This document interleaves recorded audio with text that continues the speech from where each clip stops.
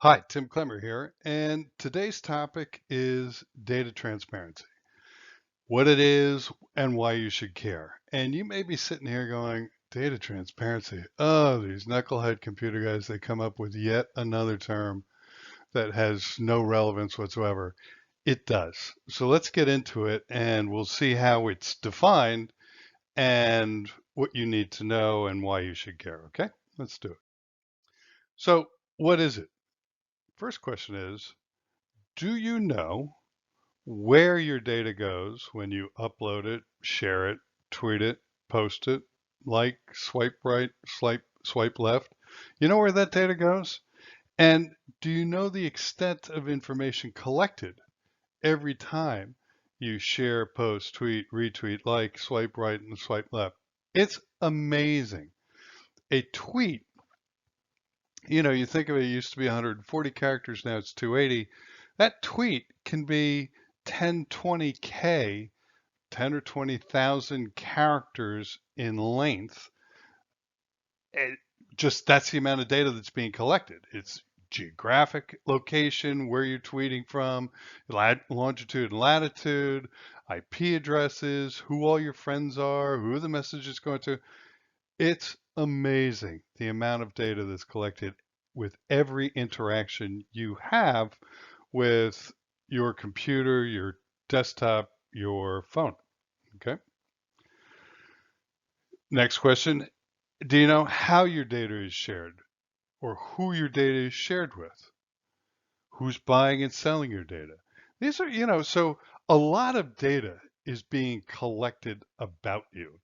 And it's then being pushed into large, massive, big data stores, databases where it can be parsed out, and it's then munged into these magnificent patterns that they use to then sell your data to other companies. Or these patterns tell people how to sell, what are the optimal products to sell me, Tim Clemmer, or you, the consumer, based on spending habits, health, etc.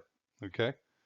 So transparency is an effort to force companies to provide the answer to these data, just so you know what's going on with your data.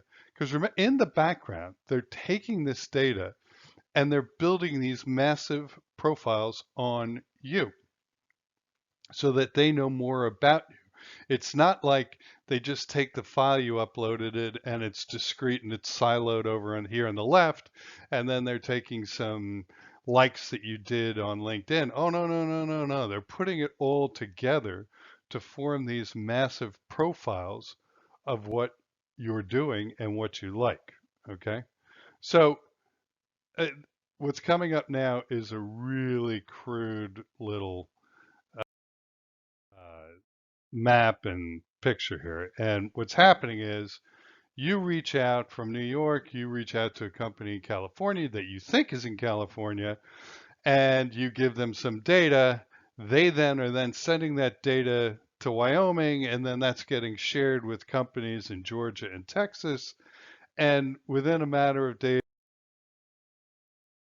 hours, days, weeks, that data starts to get shared all over the US and then Latin America, Europe, Asia, Australia. It goes all over the place. And the fact of the matter is, you assume that that is an American company that you're giving your data to. It could have its data centers in India. It could have its data centers in Germany. You don't know. You really don't. So your data gets bought and sold all over the place repeatedly. And we've seen samples of it. I've seen some data aggregators put together some products. So one was a, a zip code product where it said, hey, enter your zip code and we can tell you um, what's the average salary in your zip code, what the average mortgage is, the remaining balance. We could tell you all the average number of kids, what their ages are. We could tell you all sorts of stuff, and don't worry, it's anonymized. Well, then you go in and you start playing with it, and I was looking at it, I was like, geez, in about 30 seconds, I think I could tell you exactly who's behind this piece of data. You know, there's only so many $7 million houses in my neighborhood. There are only so many, $20 million houses or whatever it is. You can start to guess what who that is behind that data if it's something that you're familiar with. So that's the scary thing, okay? That as they tell you it's anonymized, it isn't, because if you looked at it and you started to analyze local data or say, you could start to tweeze it apart and say, geez, I know who that is. No kidding. That's how much they make. I thought they made more than that. All that kind of stuff goes. Okay. So data is today's gold. It's more valuable than gold, okay? And we're collecting a lot of it all the time. This screen is kind of, the owl is sort of Big Brother is watching. It's even more insidious than that. And keep in mind, I'm a tech guy, so I'm not going to tell you that tech is bad. I'm also not going to tell you that tech is the wunderkind and a guardian angel. They do some things very well, and they do other things not so well. And there are, you know, could be ethical, moral questions. So let's just, here you go. What kind of data is being collected on you on any given day? We know obviously where you live, and we can, if you go look, put your name into the white page, and not even the white page, just put your name into Google, Yahoo, or DuckDuckGo, whatever the search thing you use, and you put your name and your state, boom, you'll find your address pretty quick. And you'll find a lot of data about you, just as public record that's there for anybody to collect. We know where you travel on any given day. So you've got your cell phone on. It's continuously beaming out and triangulating to cell towers. One, so that you can make calls, and two, that data is kept and stored. And now I can track you. I'm like, oh, Tim is on the 7:10 train to New York City. He's going to work again. And yep, he gets off and look, watch, he's taking the subway going to Lower Manhattan. And they've just tracked me. And they know that I'm on my way to work. And I know that I'm going to walk into such and such a building. I'm going to sit there for 3 or 4 hours. I'm going to come out. I'm going to go to lunch. And they can predict, well, it's Tuesday. Tim does like to go to the sushi place on Tuesday. They know all this. So they're tracking you, and they know where you travel on any given day. They're tracking that. They know how you get to work, what times you take. They'll know if I'm on a bus. They'll know if I'm driving in my car. They'll know if I'm on a train or taking a bike or walking. They could predict that by how fast I'm going and, how wobbly I'm going. Okay. They know what I like to buy. So this is why all of those fintechs or financial technology firms want you to give them your credentials so that they can go in and get your credit card information. What they're really after, the real gold with financial applications, is getting your transactions. If they get your transactions, they know how you spend, what you're spending your money on, which is the most important thing, and they can start building patterns. He's one of those guys that likes sushi and, nice shoes. He's one of those guys that eats fast food all the time. Or, he has some big lunches. He's drinking it he's a smoker. We can tell that because he's going to the smoke shop all the time. They can tell everything you buy. They know what you like to eat and where you like to get it. So they know what restaurants you go to, they know what foods you like to buy, what you're ordering when you go to Subway. They've got all this information. They have your head on your salary, your debts, your investments. Every place you go, every single bank is tracking this information on you, right? This is why you get all these surveys all the time, and we tend to try to ignore them, but they have a good guess on what your salary is based on your deposit checks, all of your automated deposits. Boom, they could tell what's going on there.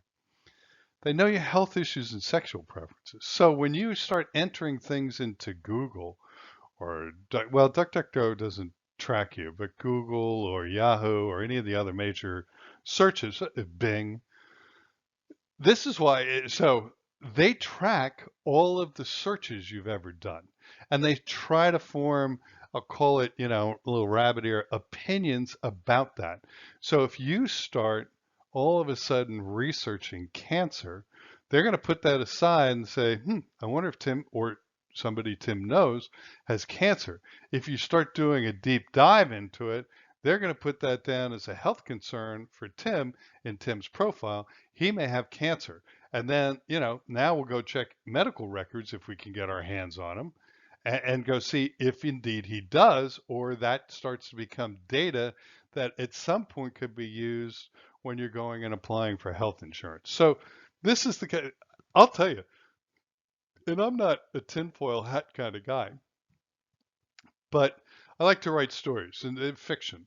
And so I had a couple of characters that were really sick, and I really want to know what the symptoms are. Well, I'm going to go into a Tor browser, which is total anonymity and can't be traced, to do my research on what certain cancers are or what that is, because I don't want them thinking that I have cancer or somebody in my family has cancer or the family has a history of cancer, which is what happens. And this is how you get bad data when assumptions are made on the data that's being collected from you without any context. That's the scary part. Um, so anyway, and to continue, they know how many children you have, their names, their ages. They know who your friends are. I mean, if you think about social media, everybody who you contact, the people that you contact the most with, how often you talk to them, they know when you knew them. You're all part of the class of 91, local high school, the class of 2001, whatever it is, that helps solidify your age. They now know where you grew up. They now know where you went to high school. They know who your friends are. That's why you can get suggestions. Oh, maybe you know Warren. Warren was in the class of 90 or 92. You know, text, talk. They track all that. They know what you believe in, what your opinions are, and how you feel about current events. And they get that information by the items that you click and you read, those that are most interest to you. This is why we have these feedback loops and bubbles that everybody talks about. And where was I going to go? Who knows? But here's the dangerous thing with the feedback loops and bubbles. When you're searching and you go to Google and you put in Egypt, and this is an example, you should go to DuckDuckGo and look at this. But if you say Egypt, and they know that you're a travel agent, you're going to come up with one set of results. If you're a journalist, they're going to come up with another set of results.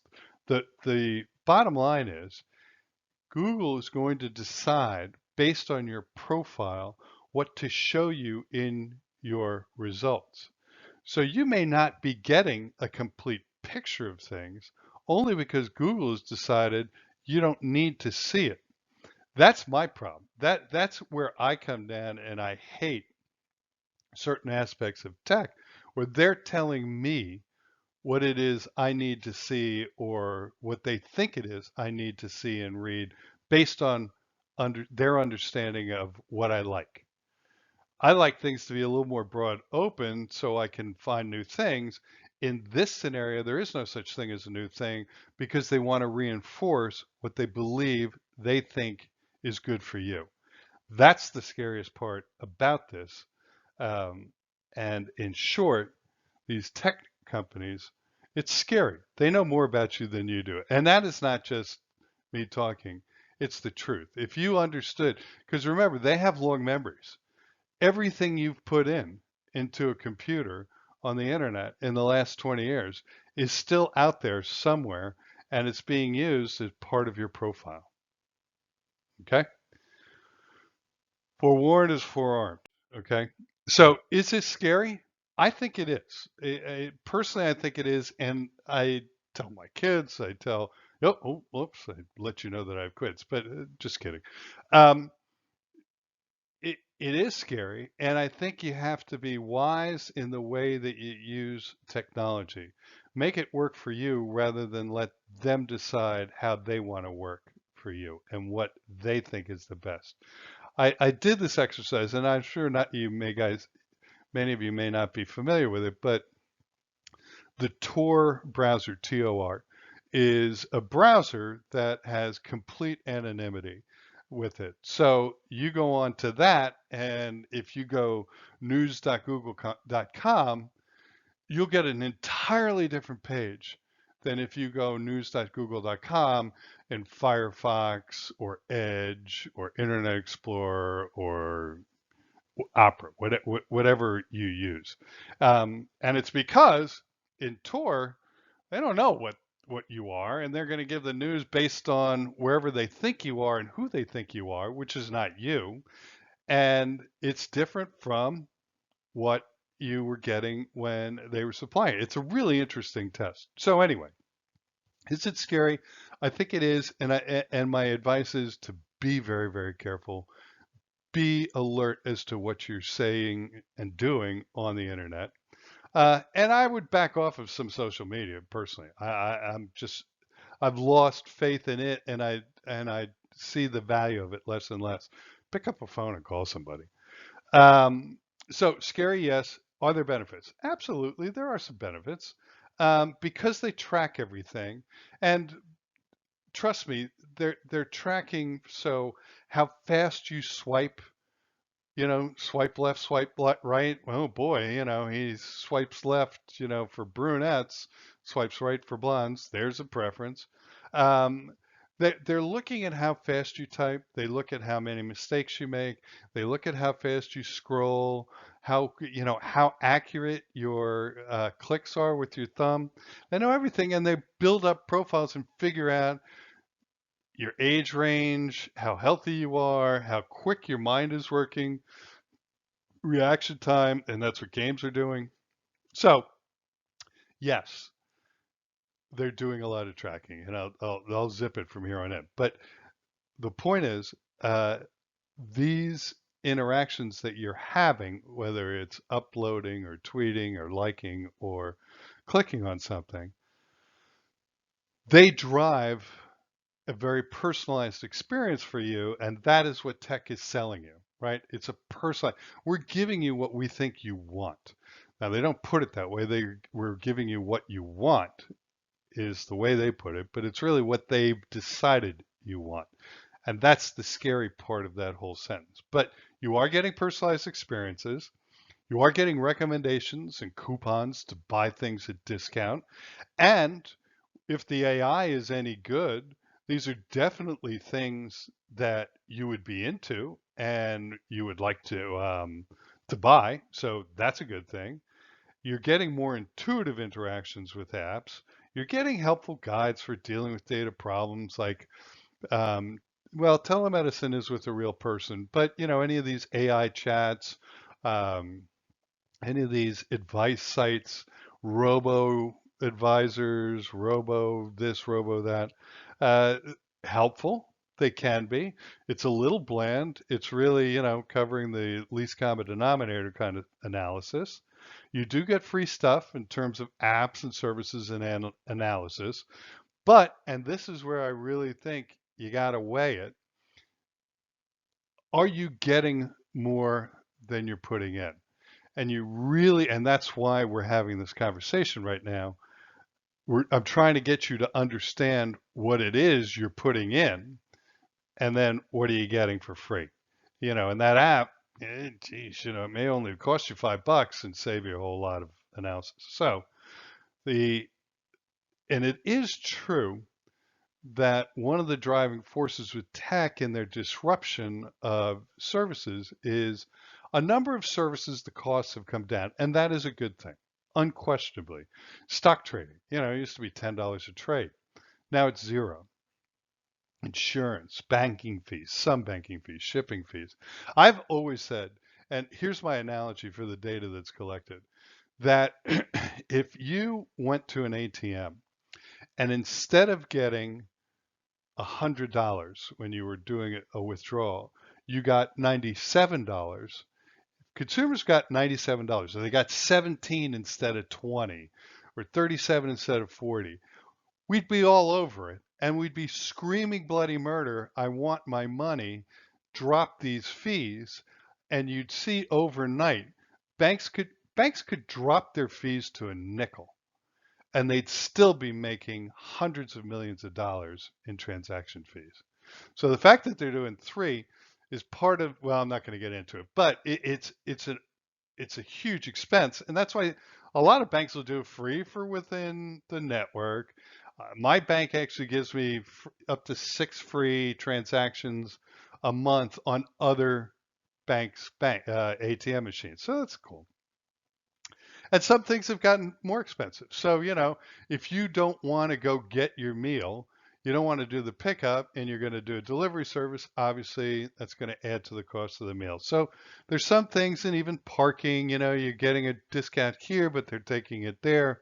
So some things have gotten more expensive. In general, prices have gone down. And really, it's all fair game if you're willing to give your data away for free. Somewhere there's a number and it's a couple $100 a head, like 300, 400, $500 a head a year. So that's what they're making on you. So if you thought about it, it'd be nice if if you actually turned around and sued all these companies and said, hey, no longer for free, I want you to pay me for my data. You could be getting a couple $100 a year. So now I'm going to pivot here for a second. Transparency is one of those issues in open banking, open finance that has been taken very seriously. And the banks are doing a huge job on alerting you, or making it a little more obvious as to what it is you're going to be sharing and with whom when a bank or when a fintech comes in some app, mymoney.com or myinvestments.com, comes to you and says, give us your credentials and we want to get your data, and then we can help you solve your mortgage problem, your debt issues, help you retire, help you save for a rainy day, whatever it is they're going to help you with. The banks are now putting up some new interesting secure firewalls so that when these companies come in, that first time and you're registering as a user, they're taking note of what it is you're going to be sharing with them and what it is they want from you. And they're going to be very clear. Are you sure you want to do this? And do you want to put any restrictions on it? And they give you some options. So this is where I wanted to go with data transparency. I wish more companies, especially the social media companies and the search firms, were doing this. But so the banks are going to tell you, are going to give you ways to limit what you want to share with no repercussions on you. You don't have to share your kids' data. You don't have to share a mortgage or a trust or some private account you have with these guys if that's not the point. Take a Venmo, for instance, or a PayPal. They only need to know your checking account or maybe your savings account for deposits and your checking account for withdrawals when you're paying somebody. They don't need to know all your other accounts. And it's incumbent on you to be able to say, no, you can't have that. I don't want you to have it. I'd rather you took this. So partners are insisting on giving you, the consumer, greater control, which is a little outside of the scope of transparency, but they're insisting on increased security. But the point is here that you're now understanding more about what it is that's being shared. And the more information you have as to who's getting your data and what they're doing with it, I think the more informed you are as a consumer. And that's the next step with all of these initial forays into data transparency with the banks, at least. First, it's here are the accounts that you're going to be sharing, here's the data you're going to be sharing, and we can limit it. And then the next is, hey, by the way, when you share with a Venmo or a Robinhood or what have you, by the way, there's an aggregator in the middle and they also are getting your data and they're selling your data. And now you're understanding who all is in the middle, and you may not know who they're selling to, but you're knowing that your data is being picked up by multiple parties and going out and being sold. That's the end. I hope this has been informative. It's been a bit of a rant on my part, and I apologize, but I hope you've enjoyed it. I hope you find it informative, and drop me a note if you want. And thank you for listening, and we'll talk to you on the other side. Thanks again for listening. Bye.